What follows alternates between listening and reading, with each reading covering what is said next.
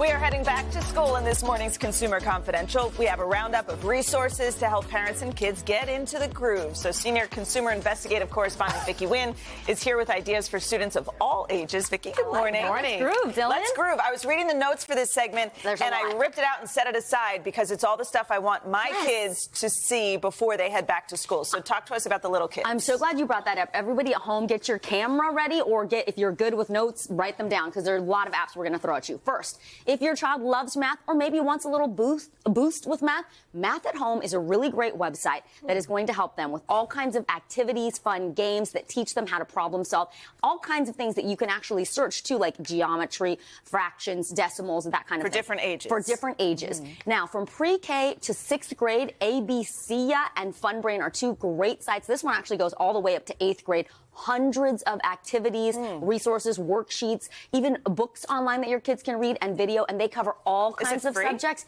The greatest thing about this is everything I'm going to tell you about is free. In some cases, you don't even have to create a login or register in any way, which I like. You just go on the site, use the resources. Education.com has been around since 2015. This was created by educators. 30,000 different worksheets, lesson plans, workbooks, things you can print out. Look at, I mean, it's fantastic. And this is great to do during summer, during breaks, or if your kids are just bored and need something to do, why not do something while they're learning? Finally, if your child loves computers, technology, or is curious about coding, there's a website called Scratch. It was developed by MIT. It teaches them the basics of coding. So they learn how to code, and then they can make cool little animations like that, or games. Really fun. And it's an introduction to computer science. I never knew any of this. Yeah. Thank you. Of course. All right, so Dylan has little ones. I have middle schoolers and high schoolers. So let's start with middle school. What are these three? Okay, so in addition to those resources that we just talked about that do in some cases go to 6th and 8th grade, Photomath is this really cool website, helps people like you and me. If your kid's like, I'm not sure how to do this math problem, and you don't remember, they take a picture of the problem, and it walks them through the steps of how to solve it. Wow. Yeah. The next one comes to us. That is allowed, absolutely.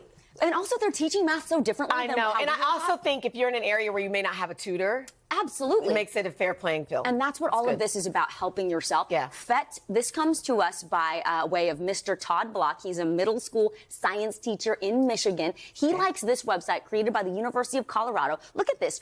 Simulations and interactive models to teach you out how does it do? How does gravity work? How do it know? How do magnets work? What about sound waves? Things like that that make math and science really fun. And then a lot of us have heard of the Khan Academy, which has been around. This teaches not just subjects, but entire courses that you can log on and teach yourself. But also this year, they've launched something new called the Conmigo. It's an AI tool that helps you with problem solving. Wow. Yeah. So good. All right, let's go on to high school here. Okay. For help for these guys. So high school, a lot of high school is focused on test prep. We have heard of Kaplan and Princeton Review, where they have the study guides, the practice tests that you can download and take for free. Oh, you did this, so you've been through it. Union Test Prep is another one. You can actually download flashcards and print those out to help you.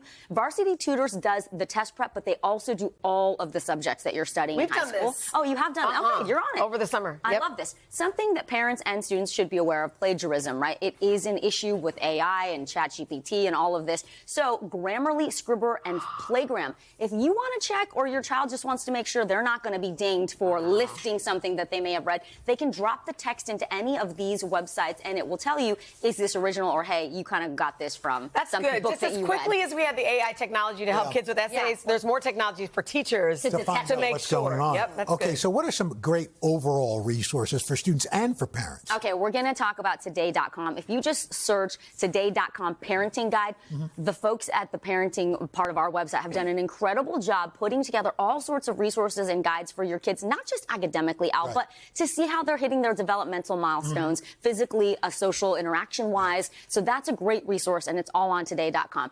Also, don't forget about our public libraries. There are such a font of knowledge. The librarians, but also free tutoring services as well. Your YMCA Boys and Girls Clubs are such an important part of the community. And then there's a program called Learn to Be. It's a nonprofit. They say they've tutored more than 10,000 students. They'll match you up one-on-one. So look that up, see if it's available in your area for in-person tutoring.